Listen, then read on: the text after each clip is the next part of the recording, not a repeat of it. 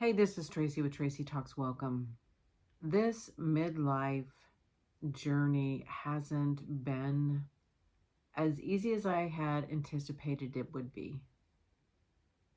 I assumed that I would reach my midlife, I would have my identity fully intact, I would know who I was, and I would feel safe and secure to show up in the world as I am. And I assumed that that was going to happen around my 40s. And I assumed that I was just going to coast into this second half of my life. It didn't happen in my 40s. That security, that identity, it didn't happen in my 40s. And looking back, I know now that I needed to make a mind shift. I was focused on creating this identity out in the world, this role that I was mom, I was a wife, I was all of these roles. And it was through these roles that I was creating that sense of safety and security. But kids grow up and we aren't so and so's mom anymore. We become Tracy. And who is that when you're not so and so's mom anymore, or you're not so and so's wife anymore, and you're just Tracy? I had a lot of work to do. And I don't think that that's really uncommon for people to hit this midlife and do this reevaluation. Am I really enjoying my life? Do I really want this? Am I having fun? Is this worthwhile? I've had this several year period of things being taken out of my life. The kids don't need me. I got divorced. I've changed careers and industries multiple times. I had tried to start up new careers thinking, okay, this one's not working out, so let me create something new so I can have another identity. And that didn't work either. And what I've learned at the end of the day is I just need to be me. And when I show up as Tracy. I don't show up as, oh, I do this for a living and I do this and I'm an artist and I'm a photographer. No, I'm Tracy. Sometimes I like to do this. Sometimes I like to do this. These are my hobbies. Is there an easier way for us to reach this midlife point and not have this breakdown? I know for myself, when I show up, I have an expectation, like I've done these things, I've worn these different hats, and I've achieved these things in my life. And I've always hoped that those are the things that people are going to remember me by. Like the things that I've done within the last 10 years. Like these are some of the milestones that I really celebrate. I'm really proud of. And part of this identity that we cultivate, we have, I don't know, some expectation that others are going to value that as well. Like if I do this, then I will have more value. And we don't always come out and say that. I know for myself, I've felt that. I know other women that I've talked to want that as well. Like if I do this in the world, then I am displaying competency and value. And if I don't have that, then who am I? And is that enough? And it is enough. And for some of us along the way, we got the message. It was reinforced that we aren't enough just being ourselves. Another area that I know that I have been faced with is my physical appearance and how I'm changing as I age. And when you have youth and you have people's perception based on beauty and you start to lose that, or it starts to change, not necessarily lose it, but it certainly does change. And how do I show up now with gray hair and I'm not fitting into the same size of jeans anymore? And that should be enough. But I've had my own work to do with that. Why am I still doing these things? Are they for me or are they for someone else? And I've realized a lot of them were for someone else, for the perception of how I show up. Like if I have these things and I show up in the world with these things, then I have this perception about me. And I don't know that I want that anymore. I don't want to engage in some of these games. Why isn't it enough just to be me and show up as me and let me celebrate the things that I really am proud of? I grew up in a town that's relatively small. We had in my elementary grade, we had roughly 20 kids. And it was pretty equally split between boys and girls. Really rural area.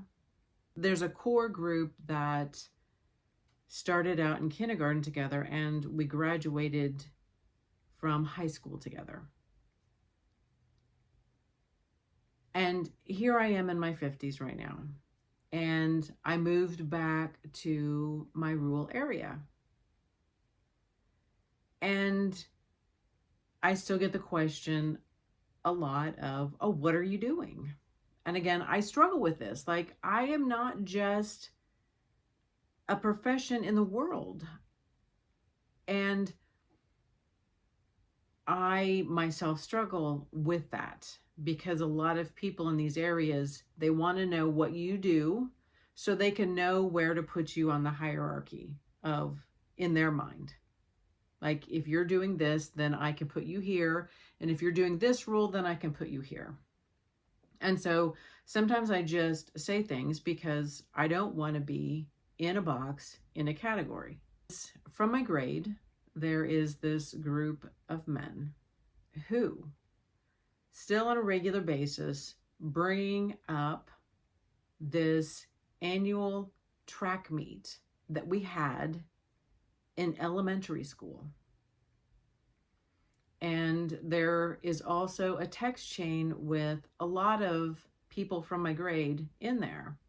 And every so often, one of the boys will have pulled out the elementary school yearbook and reference this annual track meet that we were all forced to participate in.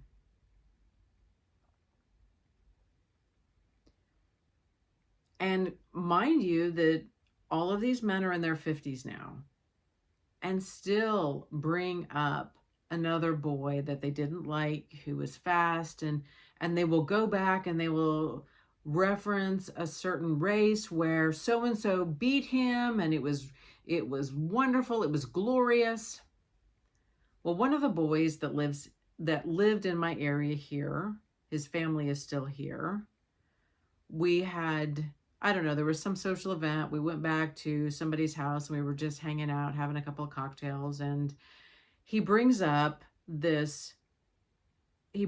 grade school that I was fast and I was beating the boys.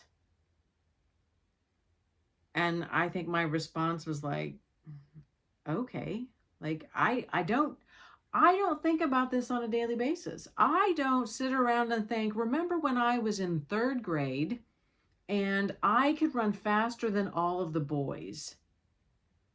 I don't think about that. And he was continuing to talk about it like, surely you must have realized that you were running faster than all of us. Okay. I I'm struggling, and I didn't say anything because sometimes I just let people talk to allow them to show you where they're really going with this. And I was sitting there confused because here we are in our 50s, and both of us have gone out into the world. We have families, we have other things that we have achieved, we have identities that we've created, we have friends, we have a lot of things that we can really talk about and bring ourselves back to. And here he was bringing up something from third grade. And it was one of those moments where it reminds me, I can continue to show up in the world and I can do these things and I can be this person and I can achieve these things. And then it doesn't matter. People see you how they want to see you. People see what they want to see. He wasn't looking at me as an adult, as a parent, as an artist. He was looking at me as this third grade version of me. And that's where he would go back to. This is a reminder and a reinforcement that these roles that I had focused on creating don't really matter. I want to think that they do. I want to think that it means something to someone out there in the world. That I wanted to be recognized as the wife and the mother, and those roles fell away. I wanted to be recognized as a real estate agent, and that role fell away. And now it has taken me time to get here to realize that I am just Tracy. And I like to be outside. I like to have fun. I spend time in my garden. I spend time painting. I spend time taking pictures. I enjoy cooking. But I'm no longer a role. I'm no longer trying to show up, hiding behind some work identity. And that my value is so much more than my output. I am just as valuable when I am sitting and talking to friends as when I'm putting myself out there for the world to see, whether it's in a role, doing something. That we have innate value, regardless of our output. And then I'm still reminded that no matter how much I do, many people out there have this fixed identity of me. I can't change it. They want to see me in this version. My ex-husband wants to see me in this version. My kids want to see me in this version. My parents see me in this version. I can't really influence and change people's perceptions. And apparently, for some people, I am still in third grade beating the boys.